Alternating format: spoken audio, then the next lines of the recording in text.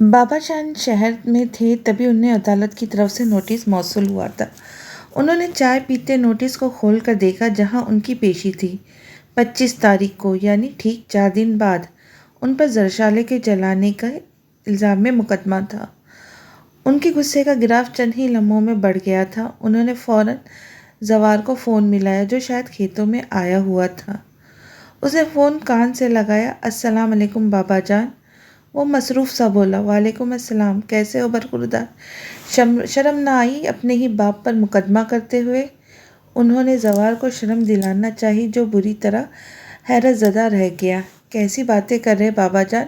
بھلا میں کیوں آپ پر مقدمہ کرنے لگا؟ وہ حیرت سے گرنے کو تھا۔ تو پھر کس نے کیا ہے؟ آج ابھی مجھے عدالت کی طرف سے نوٹس ملا ہے۔ میں نے تمہیں تمہاری ماں کے بعد ماں باپ دونوں مل بن کر پالا اور تم نے یہ صلہ دیا ہے مجھے؟ وہ افسوس سے بولے۔ بابا جان باخدا میں نے ایسی کوئی کام نہیں کیا، وہ تیزی سے بولا۔ بابا جان نے مزید کچھ سنے بنا فون کاٹ دیا جبکہ وہ گہری سوچ میں مبتلا ہو گیا تھا۔ کدھر تھے تم ہاشم؟ شام ہو گئی تمہاری راہ تکتے تکتے، مسز آفریدی مسکراتے ہوئے مصنوعی خفگی سے بولی۔ اس وقت وہ اور جیا لان میں بیٹھی شادی پر ڈسکس کر رہی تھی جبکہ گوہر ایک طرف خاموشی سے گہری سوچوں میں گم تھے۔ ماما وہ جانتی ہے نا ضامن شاہ کو؟ انا کلائنٹ، اس کا نکاح تھا آج، تبھی اس نے انا اور مجھے مدعو کیا تھا۔ وہ تھک کر کرسی پر بیٹھ گیا جبکہ جیا اپنی جگہ چونک گئی۔ اس جنگلی نے شادی کر لی؟ تبھی میں کہوں آخر یہ اتنے دنوں سے کراچی کیا کر رہا ہے؟ وہ سوچتے ہوئے بولی۔ ارے واہ، بڑا اچھا بچہ ہے، مل چکی ہوں اس سے۔ کس کا بیٹا ہے وہ؟ شمع مسکراتے ہوئے پوچھ رہی تھی۔ سنیر جعفری، وہ مختصر بولا۔ سنیر جعفری؟ وہ بری طرح چونک گئی تھی۔ جی کیوں، کیا ہوا؟ وہ کچھ حیرانگی سے بولے۔ کچھ نہیں، انہوں نے نفی میں سر ہلا کر کہا جبکہ وہیں کرسی پر براجمان گوہر چونک گئے۔ تم نے ابھی کس کی بات کی ہاشم؟ وہ امڑتی خوشی کو قابو کرتے گویا ہوئے۔ ارے آپ لوگ اتنی حیرانگی کا مظاہرہ کیوں کر رہے ہیں؟ سنیر جعفری کی بات کر رہے، کسی ڈائناسور کی نہیں۔ جیا نے ان کی بات کو مذاق میں اڑا دیا۔ جیا تم جاؤ، مجھے بات کرنے دو ہاشم سے۔ وہ سختی سے گویا ہوئے وہ حیرانگی سے پیر پٹکتے وہاں سے چلی گئی۔ مجھے لے چلو وہاں ہاشم، گوہر صاحب نے اس کے ہاتھ تھام کر عاجزی سے کہا۔ خیریت پھوپھا جان؟ وہ حیرانگی سے بولا۔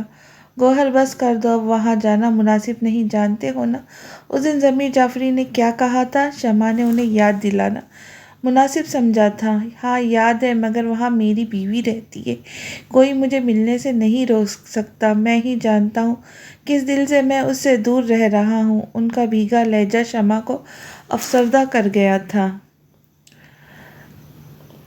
جیسے تمہاری مرضی، اگر تم اب بھی جانا چاہتے ہو تو بے شک جاؤ، مجھے کوئی اعتراض نہیں، البتہ نسرین۔ وہ خاموش ہو گئی۔ نسرین کو نہ پہلے کوئی اعتراض تھا نہ اب ہوگا، وہ سنجیدگی سے کہہ کر ہاشم کا ہاتھ پکڑ کر کھڑے ہو گئے۔ ہاشم لے چلو مجھے۔ وہ حیران اور پریشان سے ہاشم کو لے کر باہر نکل کے جبکہ شمع سر ہاتھوں میں گرائے نسرین بیگم کا سوچنے لگی۔ انہوں نے اپنی پوری زندگی گوہر صاحب کے دل میں جگہ بنانے میں لگا دی تھی، مگر جو جگہ وہ عورت بنا گئی تھی ادھر وہ چاہ کر بھی اپنے قدم نہ رکھ پائی تھی۔ انہوں نے رشنا، جس کا نام لاہور جا کر گوہر صاحب نے تبدیل کر کے جیا رکھ دیا تھا، اس کو بھی اپنی اولاد کی طرح پالا تھا، مگر شاید گوہر وہ محبت کبھی ان کے لیے اپنے دل میں نہ لا سکے تھے جو زوبیہ کے لیے اپنے دل میں رکھتے تھے۔ زوبیہ زرلالے کے ساتھ لان میں بیٹھی تھی۔ زرلالے کا چہرہ افسردگی سے لٹکا ہوا لگ رہا تھا۔ کیا ہوا ہے زر؟ وہ پیار سے اس کی تھوڑی اوپر کرتے بولی۔ پھوپھو ضامن نے مجھے اپنے نکاح میں لے تو لیا ہے، البتہ دل سے نہیں لیا۔ وہ مجھ سے محبت نہیں کرتا، شاید بہت غلط فیصلہ کر لیا بڑوں نے، وہ گہرے دکھ تلے کہہ رہی تھی۔ پہلے ہی اس کی طلاق نے اسے ایک نئے غم سے روشناس کروایا تھا۔ زرلالے فضول سوچوں کو مت خود پر حاوی کرو، وہاں یہ ایک نیا رشتہ ہے، تبھی اسے قبول کرنے میں وقت لگے گا، مگر اس کا مطلب یہ نہیں کہ وہ تم سے محبت نہیں کرتا۔ نکاح کے بعد پتھر دل شخص کو بھی وہ لڑکی پیاری ہو جاتی جو اس کی جیون ساتھی ہے، تم یہ باتیں مت سوچو، انہوں نے اسے ڈپٹے کہا۔ اس نے ہولے سے سر ہلا دیا۔ تبھی گرے رنگ کی کار پورچ میں آ کر رکی۔ زرلالے نے فوراً چہرہ کو ڈھکا تھا، جبکہ زوبیہ پھوپھو حیرت سے گاڑی میں بیٹھے شخص کو دیکھ رہی تھی۔ وہ وہی شخص تھا، ہاں بلا شبہ وہی تھا، گوہر۔ لفظ ٹوٹ کر لبوں سے ادا ہوئے تھے۔ وہ دھیرے دھیرے شکستہ قدموں سے چلتے ان کے پاس آئے تھے۔ زوبی وہ نم آواز میں ان کے قدموں میں بیٹھتے بولے، گوہر آپ آ گئے۔ ان کی آنکھیں پانی سے لبریز تھیں۔ روک نہیں سکا خود کو تم تک آنے سے۔ آج تک نسرین کو وہ محبت، وہ پیار نہیں دے سکا زوبی، جو تمہارا حق تھا۔ تمہیں کھو کر بہت رویا ہوں۔ ان کے ہاتھوں کو تھامے وہ کہہ رہے تھے۔ وہ رو دی۔ گوہر اذیت میں تو میں بھی بہت ہوں۔ ہر نیا دن وہی پرانا دکھ لے کر نمودار ہوتا تھا۔ ہمیشہ سوچتی تھی آج آپ آئیں گے اپنی زوبی کے پاس، مگر ہر دن اسی آس میں ٹل جاتا تھا۔ اب آپ آ گئے ہیں، اب اور کچھ نہیں چاہیے مجھے گوہر۔ تمام حویلی والے لان میں جمع ہو چکے تھے اور حیرت سے سب دیکھ رہے تھے۔ تم چلو میرے ساتھ، بس اب مزید میں تمہیں یہاں نہیں رہنے دے سکتا۔ بہت ہو گیا، بہت منمانی کر لی تمہارے بھائی نے۔ اب چاہے وہ جان بھی لے لے میری، میں تمہیں یہاں لیے بغیر نہیں جاؤں گا۔ وہ سختی سے بولے۔ اب مزید لالا آپ کو روک بھی نہیں سکتے گوہر بھائی، آپ لے جائیں آپا کو، ہم سب آپ کے ساتھ ہیں۔ سنیر جعفری نے ان کے کندھے پر ہاتھ رکھ کر اپنے ہونے کا یقین دہانی کروائی، جبکہ گوہر محض ان کو دیکھ کر رہ گئے۔ پھر مسکرا کر زوبیہ کو دیکھا، چلے؟ انہوں نے ہاتھ بڑھا کر ان کی اجازت طلبی۔ انہوں نے سر ہلا دیا۔ ہاشم بھی مسکرا دیا۔ وہ ان کی وہیل چیئر گھسیٹتے کار تک لائے۔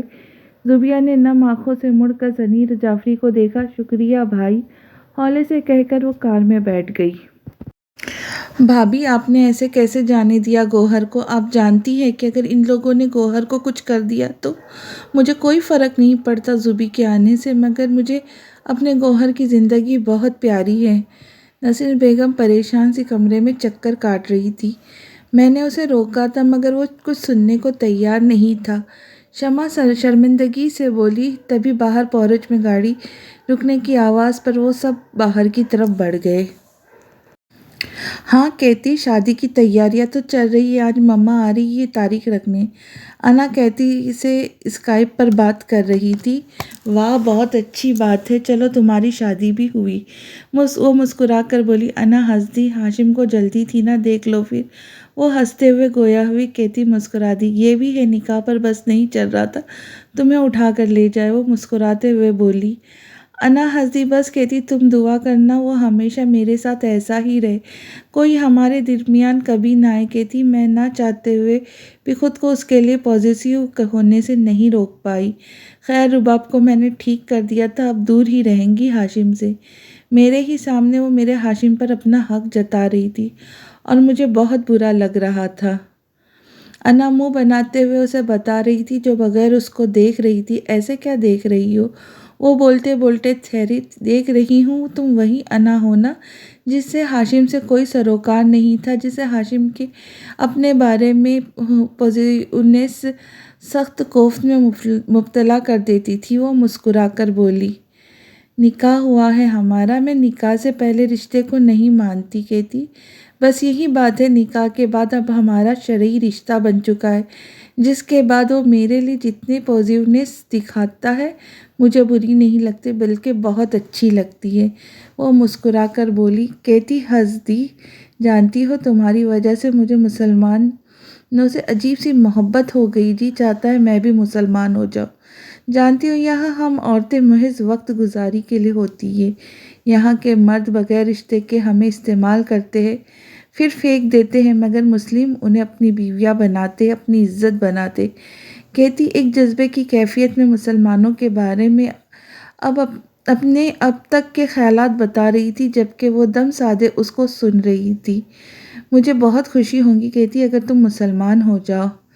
انا حقیقتاً خوش ہو گئی تھی۔ نہیں انا، یہ ممکن نہیں، جیک نے مجھ سے انگیجمنٹ کی ہے، اب اگر میں مسلمان ہوئی تو وہ توڑ دے گا۔ مجھے اس سے محبت ہو گئی ہے، وہ بھی بہت کرتا ہے، مگر شاید تمہاری طرح انا پرست ہے۔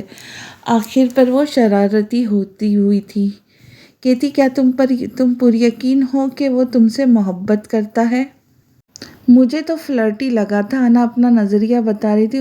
بہت کرتا ہے انا، میں نے اسے پرکھا ہے۔ تمہیں کیا لگا ایسے ہی کر لینی تھی میں نے اس سے انگیجمنٹ؟ وہ مسکراتے ہوئے پوچھنے لگی۔ نہیں، میں جانتی تھی، وہ ہنستے ہوئے بولی۔ اچھا کہتی، تم سے بعد میں بات کرتی ہوں، ڈیڈی کے ساتھ جا کر فرنیچر دیکھنا ہے میں نے۔ وہ ہنستے ہوئے بولی۔ اچھا ٹھیک ہے، اس نے سر ہلا دیا۔ وہ لیپ ٹاپ بند کر کے نیچے چلی آئی۔ گوہر صاحب اور زوبیہ کا سب نے بہت گرم جوشی سے استقبال کیا تھا۔ نسرین خوش تو تھی، البتہ دل میں کہیں کسک تھی۔ مجھے معاف کر دو نسرین، مگر میں نہیں رہ سکی۔ زوبیہ سر جھکائے ان سے معافی مانگ رہی تھی۔ کیسی باتیں کر رہی ہو زوبی؟ کیا پہلے کبھی میں نے تمہارے اور گوہر کے رشتے پر اعتراض کیا تھا؟ جو اب کروں گی؟ ویسے بھی جیا تمہاری بیٹی اور گوہر تمہاری بیٹی کا باپ، تم دونوں کا رشتہ تو شرعی ہے۔ انہوں نے ان کے ہاتھ پر اپنا ہاتھ رکھ کر تسلی دی۔ کیا مطلب ماما؟ جیا بری طرح حیران ہوئی تھی۔ یہ حقیقت ہے کہ جیا یہ تمہاری اصلی ماں ہے، میں تو سوتیلی ہوں۔ وہ سر جھکا کر بولی۔ نہیں، بالکل نہیں، میری ماں صرف آپ ہے، یہ نہیں۔ اگر یہ میری ماں ہوتی تو مجھے چھوڑ کر کیوں جاتی؟ وہ سختی سے بولی۔ بیٹا وہ حالات ایسے تھے، زوبی تو جانے کو تیار ہی نہیں تھے، مگر اس کے بھائی اسے زبردستی لے گئے تھے، اس میں زوبی کا کوئی قصور نہیں۔ انہوں نے جیا کو سمجھانا چاہا۔ کچھ نہیں سمجھنا، میری ماں صرف آپ ہے۔ ہاتھ اٹھا کر وہ دو ٹک لہجے میں کہتی وہاں سے چلی گئی۔ جبکہ زوبیہ پھوٹ پھوٹ کر رو دی۔ کیا کروں میں گوہر، میں نے تو کبھی اپنی بیٹی سے دور رہنا نہیں چاہتا۔ زوبی وہ ٹھیک ہو جائیں گی، تم فکر نہ کرو۔ ابھی تو سب تیاری کرے، ہمیں ہاشم کے سسرال اس کی تاریخ رکھنے جانا ہے۔ شمع مسکراتے ہوئے بولی۔ سب تیاری کے لیے کھڑے ہو گئے۔ زوبیہ کو نسرین ان کے کمرے کی طرف لے کر بڑھ گئی۔ فرنیچر کا آرڈر دے کر وہ لوگ واپس آ گئے۔ انا تیار ہونے آ گئی۔ وہ زیر لب مسکرا رہی تھی۔ اس نے سفید چکن کا سوٹ نکالا اور تیار ہونے لگی۔ بالوں کو ٹویسٹ بنا کر اس نے ہونٹوں پر ڈارک میرون لپسٹک لگائی، کانوں میں ڈائمنڈ کے چھوٹے چھوٹے ٹاپس اور ہاتھ میں بریسلٹ پہن کر اس نے آنکھوں پر لائنر بلش لگا کر تیاری کو فائنل ٹچ دیا۔ اجرک کی طرح کا شفون کا دوپٹہ کندھوں پر ڈال کر وہ مکمل تیار تھی۔ پیروں میں میرون ہائی ہیل پہن کر وہ نیچے آ گئی، جہاں امارا ملازموں پر برس رہی تھی۔ مام، آپ تیار ہو جائیں، میں ہوں یہاں۔ انہیں گھر کے حلیے میں دیکھ کر وہ بولی۔ ہاں، ابھی منتشا اور مہرو سے پوچھتی ہوں کب تک آئیں گی۔ کب سے کال کر رہی ہوں، اٹھا ہی نہیں رہی۔ وہ تنک کر کہتی باہر نکل گئی۔ بانو، ٹھیک سے کام کرو، کیوں ڈانٹ کھا رہی ہو؟ اور بوا، آپ نے ڈرائنگ روم اب ٹھیک سے صاف کر دیا نا؟ وہ سالن باؤل میں ڈالتی بوا سے بولی۔ جی بیٹا، ہو گیا ہے۔ تبھی اوپر بجنے والی ڈور بیل پر وہ باہر چلی آئی اور دروازے کے پاس کھڑی ہو گئی۔ دل تیزی سے دھڑک رہا تھا۔ ہاشم کا خیال آتے ہی اس کے گال مزید سرخ ہو گئے۔ السلام علیکم، وہ شمع کے گلے لگتے بولی۔ وعلیکم السلام، کیسی ہو میری جان؟ ٹھیک ہوں، آپ کیسی ہیں؟ وہ مسکرا کر بولی۔ میں بھی ٹھیک۔ وہ آفریدی سے مل کر زوبیہ کی طرف متوجہ ہوئی۔ ارے آنٹی، آپ؟ وہ حیرت سے بولی۔ یہ بھی ہمارے گھر کی ایک رکن ہے۔ شمع مسکرا کر بولی۔ وہ جیا سے مل کر ان سب کو لے کر ڈرائنگ روم میں آ گئی۔ ہاشم سب سے آخر پر آیا تھا۔ انا نے ایک نظر اس کو دیکھا، پھر زوبیہ پھپھو سے ان کی خیریت پوچھنے لگی۔ امارا کدھر ہے؟ شمع ادھر ادھر دیکھتی بولی۔ مما بس آتی ہیں، اوپر تیار ہو رہی ہے۔ وہ مسکرا کر بولی۔ انہوں نے سر ہلا دیا۔ ہاشم استحقاق سے اس کے ساتھ جا کر بیٹھ گیا، جبکہ وہ شرمندگی سے اس سے دور ہو کر بیٹھ گئی۔ یار، ایک تو تمہاری مما روز تمہیں بلا رہی ہوتی اور تم بھی روز جا رہی ہوتی، کچھ خیال ہے اپنے شوہر کا؟ افغن منہ بنا کر بولا۔ پرفیوم لگاتی منتشا پلٹی۔ ایک ہفتہ ہو گیا افغن، آپ روز کہہ رہے؟ وہ ہنس کر بولی۔ ہاں تو بس میں چاہتا ہوں تم ہر وقت میرے پاس رہا کر۔ وہ اس کا ہاتھ پکڑ کر اپنے قریب اسے کرتے بولا۔ آپ سست نہیں ہو گئے؟ وہ مسکرا کر بولی اور خود کو اس کی گرفت سے نکالنے لگی۔ تم سے دل ہی نہیں بھرتا، کہتا ہے کہ ایک پل کے لیے بھی تمہیں خود سے دور نہ رکھوں ہنی۔ وہ اس کے سلکی بالوں میں ہاتھ پھیرتے بولا۔ ہر وقت آپ ہی کے پاس ہوتی ہوں افغان۔ وہ اس کے گلے کے گرد بازو مائل کرتی بولی۔ اچھا جھوٹی، ہر وقت ہوتا ہے؟ تم ہوتی ہو اور پھر رات میں آتی ہو، وہ بھی مجھے قریب تک آنے نہیں دیتی۔ وہ ہنسی روک کر بولا، جبکہ منتشا نے اسے خود سے دور کر کے اس کے سینے پہ مکوں کی برسات کر دی۔ کہا ہے نا مجھ سے ایسی واہیات باتیں مت کیا کرے، مگر کیا کرے، آپ نے بھی تو پی ایچ ڈی کر رکھی ہے ایسی باتوں میں۔ مصنوعی غصے سے کہتی وہ حجاب لینے لگی۔ وہ کھلکھلا کر ہنس دیا۔ تمہاری یہی ادا تو مجھے تمہارا اسیر کرتی ہے جانم۔ اس کے گال پر پیار کرتے وہ ہولے سے بولا، جبکہ وہ مسکرا دی۔ ہاشم تم شرم کیا کرو۔ وہ ہاشم کا کان پکڑے کہہ رہی تھی، کیوں بھئی، پاس ہی تو بیٹھا تھا اور کچھ تھوڑی نہ کیا تھا۔ وہ شرارت سے معنی خیزی سے بولا۔ وہ کان کی لوؤں تک سرخ پڑ گئی۔ ہاشم کیسی باتیں کرتے ہو تم؟ وہ اس کو پرے دھکیلتے بولی۔ ہائے ہائے یہ سرخی! اس کے گالوں پر پھیلنے والی سرخی پر وہ دل پر ہاتھ رکھے قدرے لوفروں کی طرح بولا تھا، ہاشم مجھے ڈیسنٹ لوگ پسند ہیں، لوفر نہیں۔ وہ آنکھیں دکھا کر بولی، لڑکی تم میرا مذاق اڑا رہی ہو، مجھ سے زیادہ ڈیسنٹ تمہیں کہیں نہیں ملنا، شکر کرو میں بھی لاؤں تمہیں۔ وہ مسکرا کر بولا۔ وہ مسکرا دی۔ ہاں یہ تو ہے، سب سے الگ، بالکل الگ بندر ملا ہے نا مجھے۔ وہ ہنس کر بولی۔ انا! اس کی آنکھیں صدمے سے پھٹنے کو تھی۔ وہ ہنس دی۔ مذاق کر رہی ہوں میرے ڈوریمون، چلو اب۔ وہ اس کا ہاتھ پکڑ کر ڈرائنگ روم کی طرف چل پڑی، جبکہ وہ اس کو دیکھتا رہا تھا۔ اس کی مسکراہٹ ہمیشہ کی طرح ساحرانہ تھی۔ مہر اور منتشا بھی آ گئی تھی۔ سب ڈرائنگ روم میں خوش گپیوں میں مصروف تھے۔ اچھا بس اب سب آ ہی گئے ہیں تو کیا خیال ہے تاریخ رکھ ہی نہ دی جائے؟ آفریدی نے مسکرا کر کہا۔ جی جی آفریدی رکھو تم۔ سکندر حیات مسکرا کر بولے۔ ہاشم کے ساتھ بیٹھی انا کا چہرہ خود بخود جھک گیا تھا۔ ہاشم نے دلچسپی سے اس کے چہرے پہ آتے رنگوں کو دیکھا۔ اس مہینے کی 20 تاریخ یعنی ٹھیک 20 دن بعد، تب تک آپ لوگ تیاری کر لیں، 20 کو بارات اور 21 کو ولیمہ۔ آفریدی نے مسکرا کر کہا، اچھا ٹھیک ہے، مگر ہم نے اپنی انا کی شادی پر خوب ارمان پورے کرنے ہیں۔ امارا اسے سینے سے لگا کر بولی۔ شمع مسکرا دی۔ بالکل کریں، آپ کے گھر کی آخری شادی ہے۔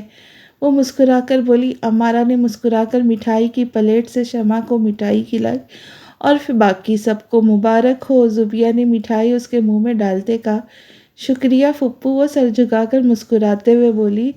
ہاشم نے کوہنی مار کر اسے خود کی طرف متوجہ کیا۔ کیا ہے؟ وہ سرخ پڑتی بولی۔ I am so excited baby. اس کے ہاتھ پر اپنا دباؤ بڑھاتے وہ خوشی سے چہک کر بولا۔ بس بیٹا زیادہ مت چہکو، سب سن رہے ہیں، شمع نے ہنستے ہوئے کہا، جبکہ پزل ہو کر ہنس دیا۔ مکمل فیملی خوش تھی۔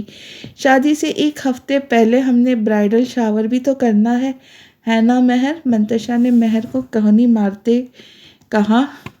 ہاں بالکل، منتشا کی شادی پر بھی میرے سارے خواب خواب ہی رہ گئے، اب انا کی بار نہیں۔ وہ تیزی سے بولی۔ انا ہنس دی، جبکہ منتشا خاموش ہو گئی۔ زرلالے ڈریسنگ کے سامنے کھڑی تیار ہو رہی تھی۔ آج وہ حویلی جا رہی تھی۔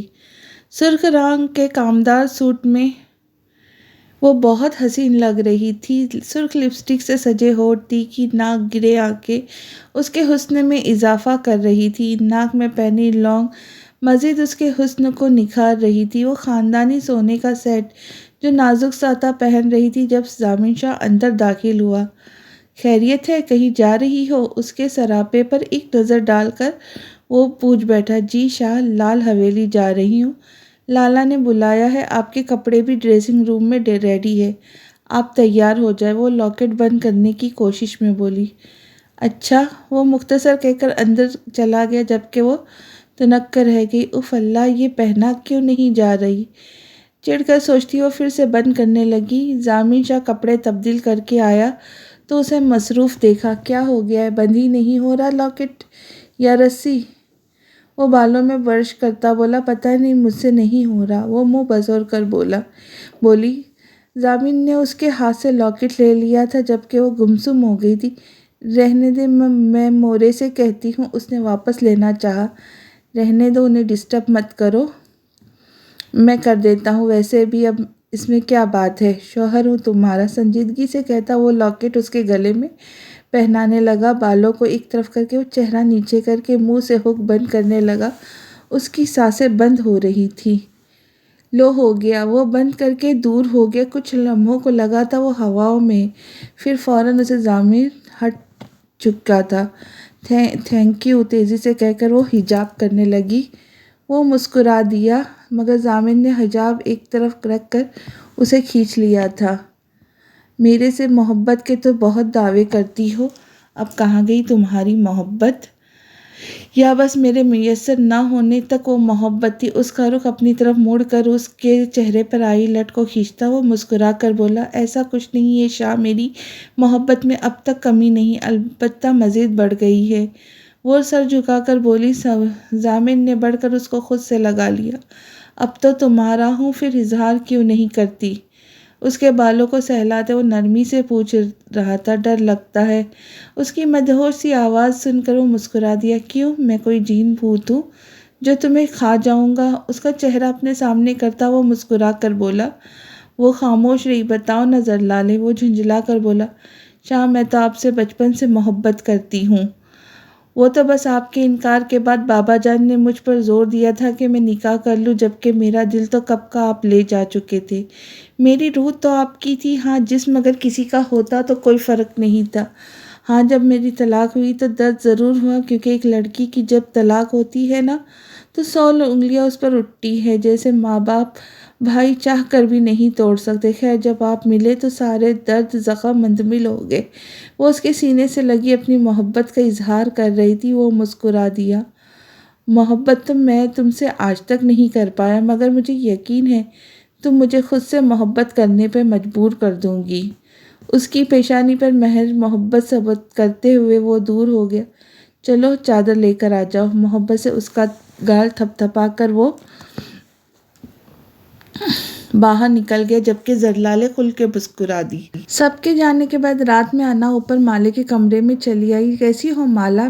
مٹھائی کی پلیٹ سائڈ ٹیبل پر رکھ کے وہ مالا کے پاس چلی آئی جو پڑھ رہی تھی۔ ٹھیک ہوں انا، آپ کیسی ہے؟ وہ مسکرا کر بولی اور ایک کتابیں ایک طرف رکھ دی۔ میں بھی ٹھیک، یہ مٹھائی کھاؤ، میری شادی کی تاریخ طے ہو گئی ہے، انا مسکرا کر بولی۔ مالا کا رنگ اڑ گیا تھا، پھر اس نے خود پر قابو پا کر اس کو دیکھا۔ مبارک ہو آپ کو انا، کب کی ہوئی ہے؟ پلیٹ سے تھوڑی سی مٹھائی کھاتے وہ مسکرا کر بولی۔ اس مہینے کی 20 تاریخ کو۔ اب تم نے میری مدد کرنی ہے شادی کی شاپنگ میں، وہ ایکسائٹڈ ہو کر بولی۔ ضرور، وہ اتنا ہی کہہ سکی۔ جگ ہے نشانہ عشق دا، گھر گھر فسانہ عشق دا۔ بیلا کیا ہوا؟ چھوٹی بیگم صاحبہ کو راشدہ بیلا کے پاس آ کر بولی جو چارپائی پر لیٹی تھی۔ اماں جل گئی تھی، حویلی والے تو کہتے کسی نے جان بوجھ کر جلایا ہے۔ اس نے شانے اچکا کر کہا، ہائے ہائے، بھلا ایسے کون جان بوجھ کر جلا دے گا؟ وہ اس کی بات سے بالکل متفق نہ تھی۔ اماں بڑے صاحب، زرلالے بی بی بتا رہی تھی کہ سب کا شک ان پر ہے۔ وہ رازداری سے بولی، آئے ہائے، آج کل تو خون کا رنگ سفید ہو گئے، بھلا اپنی ہی بھتیجی کو کون جلا کر مارتا ہے؟ وہ ناک پر انگلی رکھ کے حیرت سے کہہ رہی تھی۔ اماں ذرا اپنی آواز پر قابو رکھو، یہی نہ ہو حویلی والے ہمیں تمہارے پسندیدہ نیم کے درخت پر الٹا لٹکا کر مار دے۔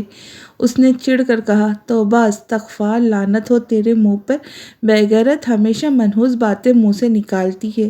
اماں اس کی پیٹھ پر 2 ہتھڑ مارتے بولی، اماں صحیح تو کہہ رہی ہوں، تمہاری آواز ہی اتنی تھی، اپنا بچاؤ کرتی۔ وہ تنک کر بولی، اچھا اماں، پھپھو کا اور مالا کا کچھ پتہ چلا؟ مالا کی یاد آنے پر وہ بولی، نہیں کچھ نہیں پتہ چلا، تیرا باپ دیکھتا پھر رہا ہے۔ اماں بھی ہے تو ہسپتال میں پڑی، کیا کیا دیکھے بیچارہ۔ وہ افسردگی سے بولی، اماں بہت برا ہوا ہے نا؟ وہ افسوس سے بولی، یہ تو ہے، بہت برا ہوا ہے۔ وہ افسردگی سے بولی۔ اس نے سر ہلا دیا، اب اللہ کرے مالا مل جائے، پتہ نہیں کہاں کہاں کے دھکے کھا رہی ہوں گی۔ وہ افسوس سے بولی، ہاں بس اللہ مالک ہے۔ وہ سر ہلا کر بولی۔ وہ صبح ہی صبح تیار ہو کر عدالت جا رہی تھی۔ آج ابی جان کی پیشی تھی۔ وہ اپنے سلکی بالوں کو پشت پر بکھرائے گاؤن پہنے حد سے زیادہ دل نشیں لگ رہی تھی۔ افغان بھی تھا وہی۔ وہ تیار ہو کر گاڑی میں آ بیٹھی۔ جلدی سے چلو، آلریڈی لیٹ ہوں میں۔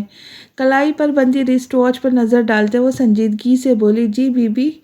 ڈرائیور نے سر ہلا دیا، جبکہ وہ باہر کے مناظر میں کھو گئی۔ اس کی زندگی کا آخری ایسا کیس تھا جو اس کے لیے خطرناک تھا۔ اسے پتہ ہی نہیں چلا کب گاڑی رکی تھی۔ وہ تیزی سے اتر آئی۔ سامنے ہی میڈیا کے نمائندے اس کی طرف لپکے۔ میم پلیز، یہ سب جاننے کے بعد بھی کہ ضمیر جعفری کس قدر خطرناک ہے، آپ پھر بھی ان سے پنگا لے رہی، کیا آپ جانتی ہیں یہ کیس آپ ہی جیتیں گی؟ میڈیا کا نمائندہ اس سے سوال کر رہا تھا۔ جی بالکل، مگر خود کے خاطر میں کسی بے قصور اور معصوم لڑکی کو مزید تکلیف نہیں دے سکتی۔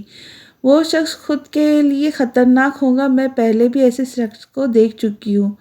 مجھے پورا یقین ہے یہ کیس میرا ہی ہوگا، کیونکہ خدا کبھی ظالم کا ساتھ نہیں دیتا۔ مسکرا کر ٹھہر کر کہتی وہ اندر چلی پڑی، جبکہ پولیس میڈیا کو سنبھالنے لگی۔ عدالت بیٹھ چکی تھی۔ ضمیر جعفری کٹہرے میں کھڑے تھے۔ ہاں تو ضمیر شاہ جعفری، آپ کے خلاف آپ کی بہو پر قاتلانہ حملے کرنے کا کیس ہے۔ سب سے پہلے آپ حلف لیں، پھر آپ کیا کہنا چاہیں گے اپنی صفائی میں؟ جج نے پہل کی تھی۔ میں خدا کی قسم کھا کر کہتا ہوں، جو کچھ کہوں گا سچ کے سوا کچھ نہیں کہوں گا۔ وہ لڑکھڑاتے تھے، پھر خود کو سنبھال کر انہوں نے قسم کھائی تھی، پھر ایک کاٹ ڈال نگاہ ضامن شاہ پر ڈالی تھی، جو دلچسپی سے ان کا چہرہ دیکھ رہا تھا۔ جس دن میری بہو کو آگ لگی اس دن شہر میں تھا ہی نہیں۔ میں نہیں جانتا سب کیسے ہوا، مجھ پر لگایا گیا الزام بے بنیاد ہے۔ وہ سنجیدگی سے بولے، یور آنر، قاتل کبھی اپنے منہ سے اپنے گناہ کا اعتراف نہیں کرتا ہے۔ ایسے لوگوں کے لیے تو خدا کی قسم بھی کسی مذاق سے کم نہیں۔ خدا بہتر حساب چکانے والا ہے۔ مسٹر ضمیر جعفری انا کھولتے ہوئے بولی، بکواس بند کرو تم۔ میں سچ کہہ رہا ہوں جج صاحب، میرا اس میں کوئی قصور نہیں، یہ جھوٹی ہے۔ وہ التجائی لہجے میں بولا، آپ کا بھتیجا، وہ تو جھوٹا نہیں ہو سکتا نا؟ انا مسکرا کر بولی، وہ بھی جھوٹا ہے، اپنی بہن کے ساتھ انجانے میں یہ سب بدلہ لینا چاہتا ہے مجھ سے۔ وہ نفی میں سر ہلا کر بولے، بیرسٹر انا ہاشم، کیا آپ کے پاس کوئی ثبوت ہے جو ان کے خلاف ہو؟ جج نے سوالیہ انداز میں پوچھا۔ نہیں، مگر میں پر یقین ہوں اگلی پیشی پر ثبوت آپ کے سامنے رکھوں گی۔ وہ سنجیدگی سے بولی، تو ٹھیک ہے، اگلی پیشی 10 اگست کو ہوگی۔ جج کہہ کر واپس پلٹ گئے، جبکہ انا کو گھرتی ہوئی ضامن کے پاس آ گئی۔ کیا تمہاری حویلی میں کیمرے لگے ہیں؟ وہ نیچی آواز میں پوچھ رہی تھی۔ اس نے ضمیر جعفری پر ایک نظر ڈال کر کہا۔ ٹھیک ہے، وہاں پر ادھر سے دیکھو کیا ہوا تھا، اب وہی ہماری مدد کر سکتے، انا نے اس کو کہا اور پلٹ گئی۔ ضمیر جعفری اس کے پاس چلے آئے۔ تمہاری بہن کو طلاق دلوا کر بھجوا دوں گا واپس، اس لیے کہہ رہا ہوں باز آ جاؤ، سختی سے کہتے وہ اس کو ہنسنے پر مجبور کر گئے۔ سوچ لیجیے، ایسے میں آپ کی بیٹی دوسری دفعہ طلاق لے کر حویلی لوٹ آئیں گی، پھر کس کی زبان بند کرتے پھریں گے آپ کے؟ آخر کیوں دوسری دفعہ بھی؟ وہ پلٹ کر اب گھر کی دہلیز پر چلی آئی۔ وہ ان کو تپا گیا تھا۔ بکواس کرتے ہو تم، وہ چلائے تھے۔ آپ کو کچھ نہیں معلوم؟ کسی نے آپ کو اتنی اہمیت نہیں دی؟ جا کر معلوم کرے زوال سے آپ کے پیچھے کیا کیا کر دیا ہے اس نے۔ مسکرا کر کہتا وہ پلٹ گیا، جبکہ وہ پریشان ہو گئے۔ میری بیٹی دوسری بار طلاق؟ وہ وہیں کرسی پر بیٹھ گئے، سر جھکا لیا۔ کسی نے اتنی بھی اہمیت نہیں دی تھی۔ ضامن نے ضمیر جعفری سے بدلے کی خاطر زرلالے سے شادی کی تھی، نہ ہی اسے زرلالے سے محبت تھی، نہ ہی اس نے زرلالے کو رکھنا تھا۔ ضمیر جعفری کے منہ سے صرف سچ اگلوانا تھا، جو بہت جلد اگلنے والا تھا۔ وہ حویلی آئے تو زرلالے کو لاؤنج میں صوفے پر ہی آڑا ترچھا لیٹا دیکھ کر وہیں آ گیا۔ اس کے کندھے پہ ہاتھ رکھ کر ضامن نے آواز دی۔ اس نے پٹ سے آنکھیں کھول دی۔ آ گئے آپ؟ میں پریشان ہو گئی تھی، اتنی دیر ہو گئی بالوں کو ہاتھ سے جوڑا بناتے۔ وہ اپنی پریشانی بتانے لگی۔ اس کی آنکھیں ہلکی ہلکی سرخ ہو رہی تھیں، وہ مسکرا رہی تھی، اس کی آنکھیں چمک رہی تھیں، جن میں ضامن کو صاف اپنا عکس نظر آیا تھا، جبکہ ہونٹوں کے نیچے بنا تل بھی مسکرا رہا تھا۔ ضامن نہ چاہتے ہوئے بھی اسے چھونے پہ مجبور ہو گئے۔ جانتی ہو نا خوبصورتی میری کمزوری ہے، پھر کیوں میرے سامنے ایسے آ جاتی ہو؟ میں خود پر قابو نہ رکھ سکوں، کھو دوں اپنے اوپر قابو۔ اس کا چہرہ اپنے دونوں ہاتھوں میں لیے وہ نرمی سے پوچھ رہا تھا، جبکہ زرلالے ہچکچا رہی تھی، اسے سمجھ ہی نہیں آ رہی تھی کیا کہے اسے۔ بولو بھی، وہ مدہوش سا اس پہ جھکتے ہوئے پوچھ رہا تھا۔ زرلالے نے اپنا پورا زور لگا کر اس کو خود سے دور کیا، جبکہ ضامن اس کی حرکت پر کھول کر رہ گیا۔ میری قریب آنا پسند نہیں تمہیں؟ برا لگتا ہوں؟ اس کے بازو سختی سے دبوچے وہ استفسار کر رہا تھا۔ نہیں ضامن، وہ بوکھلا گئی تھی۔ کیا نہیں؟ تم نے ایسا کیا ہے، مجھے خود کی نظروں میں شرمندہ کر دیا۔ اس کو پرے دھکیلتے وہ تن فن کرتا اپنے کمرے کی طرف بڑھ گیا، جبکہ زرلالے آنکھوں میں آنسو لیے وہیں بیٹھ گئی۔ منو کدھر ہو یار؟ وہ جو ہی رات میں آیا منتشا کو بلانے لگا، وہ غائب تھی۔ منو، وہ چلایا تھا، تبھی بھاگتی ہوئی منتشا اس کے پاس چلی آئی۔ اس کے چہرے پر جگہ جگہ آٹا لگا تھا، جبکہ کپڑوں پر بھی کہیں جگہ آٹا تھا۔ کیا ہو گیا؟ آٹا گوندھ رہی تھی؟ آپ بھی بس شور مچانے لگ جاتے ہیں، وہ چڑ کر بولی۔ ہاں تو جانتی ہو نا، تمہیں دیکھے بنا گزارا نہیں ہوتا میرا۔ آتے ہی جب تک تمہیں دیکھ نہ لوں تھکن رفع نہیں ہوتی۔ وہ مسکرا کر بولا۔ اب تھکن کی بجائے خوشی کے عنصر شامل تھے۔ اچھا آپ فریش ہو؟ میں بس ابھی آتی ہوں۔ اس کو کمرے کی طرف ڈھکیلتے کر وہ کچن میں پلٹ گئی، جبکہ وہ فریش ہونے چلا گیا۔ 15 منٹ بعد واپس آیا تو منتشا کمرہ ٹھیک کر رہی تھی۔ وہ نائٹ سوٹ میں بیڈ پر لیٹ گیا۔ منتشا آ بھی جاؤ یار، بہت نیند آ رہی ہے، وہ تھکن سے بوجھل آواز میں بولا۔ وہ گھبرا رہی تھی۔ کام کر رہی ہوں میں، آپ سو جائیں۔ وہ کمرے سے جانے لگی۔ رکو تو، کہاں جا رہی ہو اس وقت؟ کون سے کام ہے؟ صبح کر لینا لڑکی۔ تمہیں کچھ احساس ہے؟ تمہارا شوہر صبح سے تھک کر اس وقت گھر آیا ہے، بجائے اس کی تھکن سمیٹنے کے تم گھر کے کام سمیٹے جا رہی ہو۔ وہ چڑ کر بولا۔ شوہر پہاڑ تو توڑ کر نہیں آیا، وہ ہنس کر بولی۔ سمجھو پہاڑی توڑ کر آیا۔ اب آ جاؤ نہ جانم، وہ افسردگی سے بولا۔ منتشا مسکراتے ہوئے اس کے پہلو میں جا لیٹی، اس کا بازو سر کے نیچے رکھا اور اس کی طرف رخ کر لیا۔ اب آ گئی، اب کہیے کیا کہنا ہے؟ وہ مسکرا کر بولی۔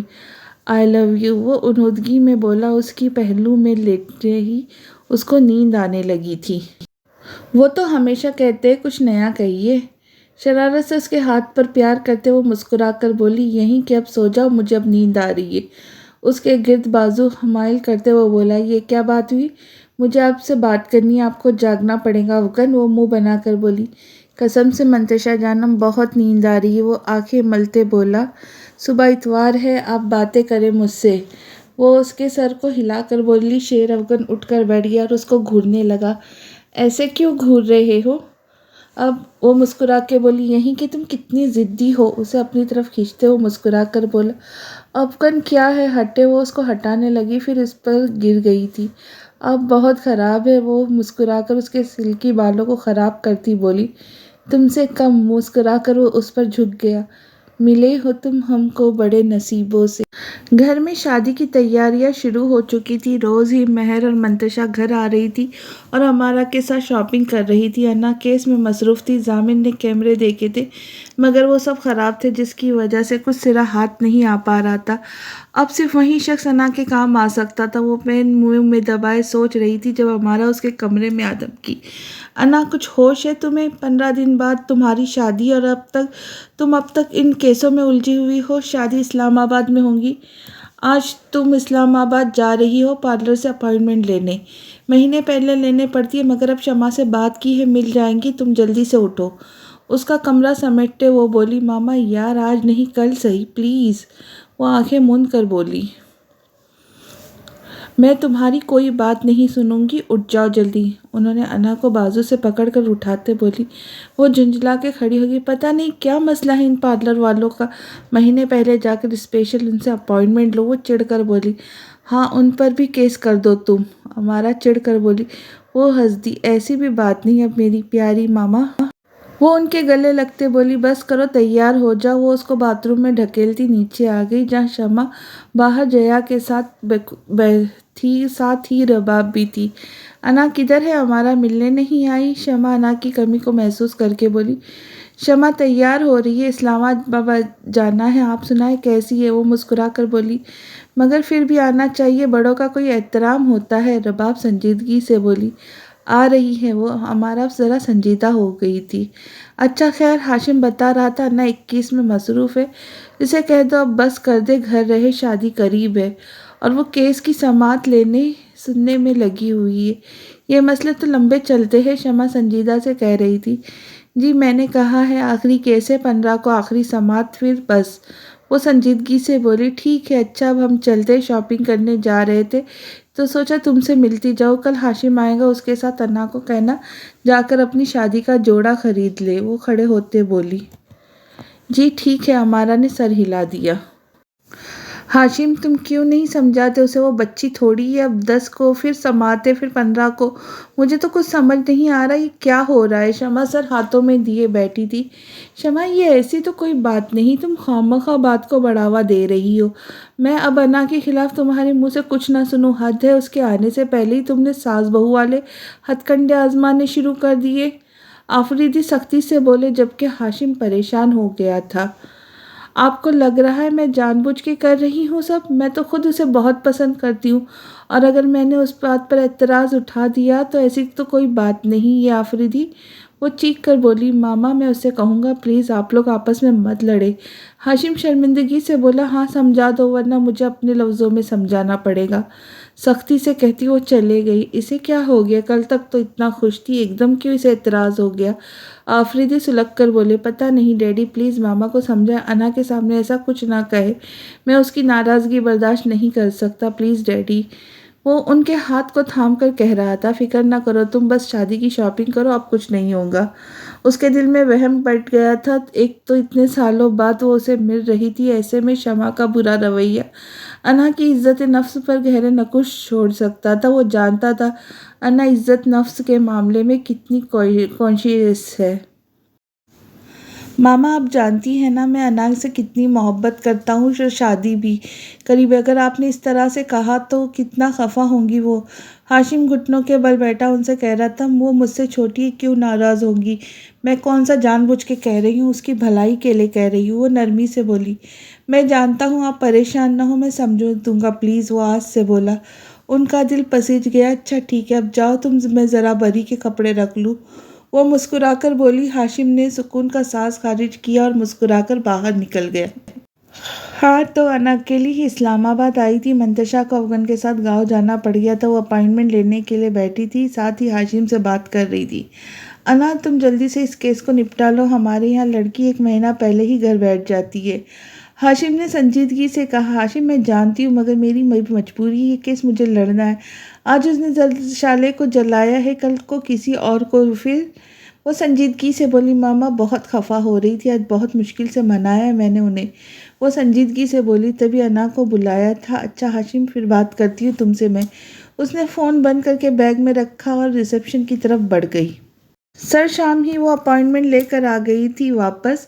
انا تم کیا چاہتی ہو آخر، شادی قریب اور تمہارے ڈرامے ختم ہونے کا نام نہیں لے رہے، جانتی ہو کتنی شرمندگی اٹھانا پڑی ہے مجھے شمع کے سامنے، آج سکندر حیات کے سامنے ہمارا اسے ڈانٹ رہی تھی۔ ماما کیا ہو گیا آپ سب کو، آج آپ سب کو کیڑے نظر آنے لگے، مجھے پہلے تک ایسی ہی پسند تھی انہیں۔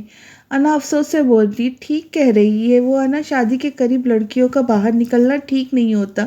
اب کل تم چلی جاؤں گی سماعت پر، پھر 5 دن بعد شادی تمہاری 1 ہفتے بعد ہے اور تم کوئی احساس نہیں۔ وہ تنک کر بولی کل واپسی پر ہاشم کے ساتھ جانا ہے شاپنگ پر، میں نے آپ لوگوں فکر نہ کرے آنٹی سے خود بات کر لوں گی، نرمی سے کہتی وہ اوپر چلی گئی۔ دیکھا آپ نے امارا کو توپو کا رخ اب سکندر حیات کی طرف تھا۔ وہ صحیح کہہ رہی، پہلے تک تو شمع کو کوئی اعتراض نہیں تھا، اب ایک دم ان کا سوچتا ہوا انداز انہیں سخت زہر لگا۔ سکندر آپ صحیح بات مت سمجھانا اسے، بلکہ جس بات کی نہ کوئی ٹانگ ہے نہ سر، اسے لے کر بیٹھ جانا، چڑھ کر کہتی وہ کمرے میں چلی گئی۔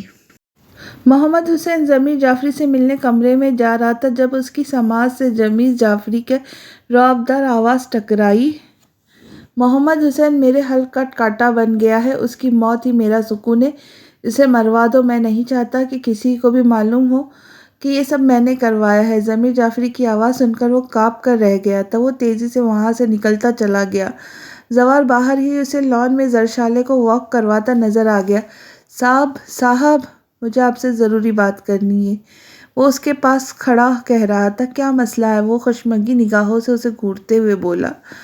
یہاں نہیں، آج سماعت ہے نا، میں آپ کے ساتھ جانا چاہتا ہوں۔ ہاں مگر اس سے پہلے اپنی حفاظت کی اپیل کرتا ہوں، میری زندگی خطرے میں ہے، مجھے بچا لے پلیز۔ وہ اس کے سامنے ہاتھ جوڑے کھڑا تھا۔ اچھا تم بتاؤ کیا بات ہے، وہ اس کے ایک طرف کر کے بولا۔ تبھی اوپر سے کسی نے اس کا نشانہ باندھا تھا۔ اوپر سے فائر کھولا گیا، جبکہ زوار کی نظر جو ہی ادھر گئی اس نے محمد حسین کو دھکا دیا تھا اور خود بھی جھک گیا تھا۔ نشانہ خطا ہو گیا۔ میں نے کہا تھا نا یہ سب بڑے صاحب کروا رہے، آپ چلے میرے ساتھ۔ محمد پیچھے، حسین اس کے پیچھے چھپ کر بولا، بوا بوا، وہ باہر سے چیخا۔ تبھی بوا بھاگتی ہوئی اس کے پاس آئی۔ زرشالے کو اندر لے جائے، میں کچھ دیر میں آتا ہوں، خیال رکھنا ہے اس کا۔ ان کو ہدایت دیتا وہ محمد حسین کے ساتھ باہر نکل گیا۔ انا، وہ اور محمد حسین کمرے میں بیٹھے تھے۔ تو تم کیا بتانا چاہ رہے ہو اب؟ ہمیں تمہاری ضرورت ہے، انا سنجیدگی سے بولی۔ اس نے ٹیپ ریکارڈر سامنے رکھا تھا۔ میں کسی زور زبردستی میں آ کر کچھ نہیں کہہ رہا، صرف ضمیر جعفری کی اصلیت بتا رہا ہوں۔ زرشالے بی بی کو جلانے کا مجھے انہوں نے ہی حکم دیا تھا، وہی سب کے پیچھے ہے، وہ ٹہر ٹہر کے کہہ رہا تھا۔ زوار سر جھکائے ہوئے تھا۔ انا گہری سانس بھر کر رہ گئی۔ ڈسگسٹنگ، دھیمے سے کہہ کر وہ کھڑی ہو گئی۔ چلے، وقت ہو گیا، آپ کو یہ سب عدالت میں کہنا ہوگا، سنجیدگی سے کہہ کر وہ نکل گئی، جبکہ شیر افغن اور پولیس آفیسرز کے جمگھٹے میں وہ لوگ کٹہرے تک آئے۔ ضمیر جعفری پریشان سے بیٹھے تھے، جبکہ سنیر جعفری ان کو تسلیاں دے رہے تھے۔ فکر نہ کریں لالا، ہم سب جانتے ہیں آپ ایسا کوئی کام نہیں کر سکتے۔ ان کا ہاتھ پکڑے مسکرا دیے، جبکہ ضمیر جعفری کا دل تیزی سے دھڑک رہا تھا۔ بالآخر سماعت شروع ہوئی تھی۔ انا نے محمد حسین کو کٹہرے میں بلایا۔ وہ آنکھیں بند کیے سن رہے تھے۔ محمد حسین نے حقیقت بتا دی تھی، جبکہ سنیر جعفری کے ہاتھوں میں ضمیر جعفری کا ہاتھ آزاد ہوا تھا۔ اگلی سماعت کا موقع ہی نہیں آیا تھا۔ ضمیر جعفری کی غلطی نے انہیں کہیں منہ دکھانے کا نہیں چھوڑا تھا۔ محمد حسین کو تو جیل ہوئی تھی، ساتھ ہی ضمیر جعفری کو 10 سال قید بامشقت کی سزا ہوئی تھی۔ ضامن جعفری کا پر خدا کے حضور سجدہ ریزہ ہو چکا تھا۔ انا مسکرا دی۔ ایک اور کیس وہ جیت چکی تھی۔ ایک ہفتے بعد انا کی شادی کی تیاریاں ہو چکی تھیں۔ آج اس کا برائڈل شاور تھا۔ آئینے کے سامنے کھڑی وہ تیار ہو رہی تھی۔ ڈارک جامنی رنگ کی سلک کی میکسی پہنے، لائٹ سا میک اپ کیے، ہمیشہ کی طرح حسین لگ رہی تھی۔ لمبے بالوں کو کل کی پشت پر بکھرائے وہ لمبی روش پر سے چلتی ہوئی آ رہی تھی۔ وہ لان میں چلی آئی، جہاں سارے انتظامات تھے۔ منتشا اور افغن مہر اور فیضان لان میں پڑی ٹیبل کے گرد کرسیوں پر بیٹھے تھے۔ انا کو دیکھ کر سب کھڑے ہو گئے، جب جیا، رباب اور باقی سب بھی وہیں تھے۔ جیا خاموش سی تھی۔ انا کو کھلکھلاتا دیکھ کر رباب کو سخت برا لگ رہا تھا۔ ماشاء اللہ، بہت اچھی لگ رہی ہو۔ شمع نے اس کا ماتھا چوم کر کہیں نوٹوں سے اس کی نظر اتاری۔ انا مسکرا دی۔ منتشا نے برائڈل شاور کی پٹی اس کے گرد باندھ دی۔ سامنے ہی بڑا سا برائڈل شاور لکھا تھا اور نیچے انا ہاشم خان۔ میز کے گرد پیلے بلونز اور کہیں ڈیکوریشن پیسز کے درمیان کیک پڑا تھا۔ وہیں انا اور ہاشم کی نکاح کی تصویر بھی رکھی تھی۔ کیمرہ مین اس کو دیکھ رہے تھے جو تتلی کی طرح منڈلاتی پھر رہی تھی۔ آؤ، رباب اور جیا بھابھی کے ساتھ تصویر بناؤ۔ منتشا نے ہنسی روکتے اس کو پکارا۔ رباب واقعی ہی چڑھ گئی تھی۔ جاؤ رباب۔ جیا کو جاتا دیکھ شمع نے اسے کہا۔ جی، مجبوراً وہ اس کے پاس چلی آئی اور اس کے ساتھ تصویریں بنانے لگی۔ اچھا، بس اب کیک کاٹو نا، امارا نے اس کو پیار کرتے اسٹیج کی طرف جانے کو کہا۔ سامنے ہی جامنی اور سفید رنگ کے بلونز لگے تھے۔ پورا اسٹیج سفید اور جامنی رنگ کے پھولوں سے مزین تھا۔ وہ اپنی میکسی سنبھالتی اسٹیج تک آئی۔ منتشا اور مہر بھی اس کے پاس آئی۔ امارا، سکندر حیا سب اس کے گرد گرد کھڑے تھے۔ اس نے مسکراتے ہوئے کیک کاٹا اور منتشا اور مہر کو کھلا کر شمع کو کھلایا۔ سب کو کھلا کر تصویروں کا سلسلہ چلا تھا۔ جیا، تم کیوں نہیں آ رہی ہو؟ جیا کو ایک طرف بیٹھا دیکھ کر وہ اسی کے پاس چلی آئی۔ انا بھابھی، بس یوں ہی، دل نہیں کر رہا۔ سر جھکا وہ اداس سی لگی انا کو۔ نہیں، کوئی اور بات ہے، مجھ سے شیئر کرو تم۔ انا اپنائیت سے بولی۔ انا بھابھی، میں امی کو قبول نہیں کر پا رہی، مگر ان کی محبت کے آگے ایسا لگتا ہے گھٹنے ٹیک دوں گی۔ مگر پھر ماما جن کو آنکھیں کھولتے ہی میں نے ماں کی صورت میں پایا، یقین نہیں ہوتا وہ میری ماں ہی نہیں۔ آنسو پیتے وہ معصومیت سے بول رہی تھی۔ ایسی کوئی بات نہیں ہے، تمہارے لیے دونوں برابر ہونا چاہیے۔ اگر ایک نے تمہیں پیدا کیا، تکلیف اٹھائی، تو دوسرے نے راتوں کو جاگ کر تمہیں سکون پہنچایا۔ مگر دیکھو نا، زوبی آنٹی کا بھی قصور نہیں تھا، سب ان کے بھائی نے کیا تھا۔ اب اس میں اتنا اداس ہونے کی بات نہیں۔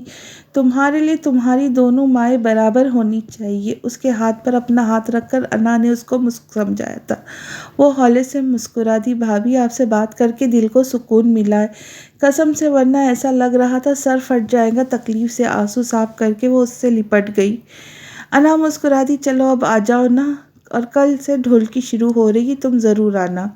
وہ اس کے ہاتھ پر اپنا ہاتھ رکھ کر بولی۔ جیا نے سر ہلا دیا۔ دن پر لگا کر اڑتے جا رہے تھے۔ انا کو مایوسی تھی، جو گھر پر ہی تھی، باہر لان میں ہی انتظام تھا۔ اچھا بیٹا بہت۔ انا وہ جو جھمکے پہن رہی تھی، اس کی آواز پر پلٹی۔ اسی بالکنی میں چوروں کی طرح چھپا دیکھ انا کو سخت تاؤ آیا، تو اس نے اپنا چہرہ چھپا لیا۔ ارے ارے، یہ کیا کر رہی ہو؟ تمہارا چہرہ دیکھنے کے لیے تو جان پر کھیل کر آیا ہوں یار، اور تم وہیں چھپا رہی ہو؟ ہاشم تپ کر بولا۔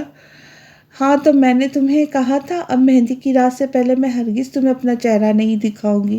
گھونگھٹ کی اوٹ سے اس کی اٹل آواز ابھری۔ ظالم لڑکی، اور پتہ نہیں کس طرح اپنے معصوم شوہر کو تنگ کروں گی۔ وہ خفگی سے بولا۔ شکر کرو صرف چہرہ نہیں دکھا رہی، ورنہ تمہاری اس حرکت پر تو پولیس کیس بنتا ہے۔ وہ ہنسی دبا کر بولی۔ کر دی نا وہ کلو والی بات؟ وہ نتنے پھلا کر بولا، جبکہ انا کھلکھلا دی۔ انا، باہر آ جاؤ، سب انتظار کر رہے۔ باہر سے مہر نے دروازہ نوک کیا تھا۔ اچھا آ رہی ہوں، وہ مسکرا کر بولی۔ اچھا اب نکلو یہاں سے، ہاشم کوئی آ جائے گا۔ انا نے تیزی سے کہا۔ اچھا چہرہ دکھا دو نا پلیز، وہ بے چارگی سے بولا۔ نہیں جاؤ، انا نے حتمی لہجے میں کہا۔ وہ منہ بنا کر بالکنی کے ذریعے نیچے اتر گیا۔ وہ ہنستے ہوئے باہر چلی آئی، جہاں سب محفل جمائے گاؤ تکیوں سے ٹیک لگائے ڈھولکی بجا رہے تھے۔ وہ تیار ہو کر سب کے درمیان گھری بیٹھی تھی۔ گہرے پیلے رنگ کے فراک، جس پر گولڈن خوبصورت مکمل